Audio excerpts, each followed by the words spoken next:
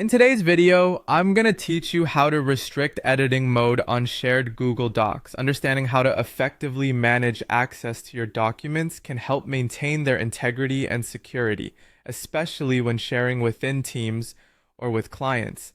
Let's walk through the steps to properly set these permissions. First, let's start by heading over to Google Drive's homepage. This is your starting point for all things Google Docs. Once you're on the Drive homepage, locate and click on the New button, which is usually found in the upper left corner of your screen. Here, you have the option to create a new Google Doc. Alternatively, if you have an existing document that you wish to update or adjust permissions for, you can find and open it directly from your Drive. Next, for those who prefer to create a new document, go ahead and select Google Docs from the drop-down menu under the New button. However, if you have your document ready, open it directly.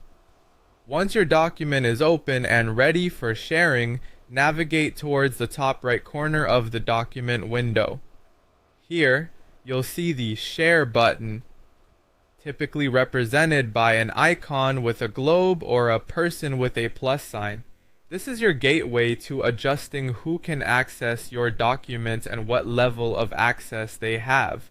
When you click Share, a dialog box will appear, outlining various sharing options. You will notice there are two main categories for general access: restricted and anyone with the link. Selecting restricted ensures that only the individuals you explicitly grant access to can open the document. On the other hand, selecting anyone with the link makes the document accessible to anyone who has received the link directly from you.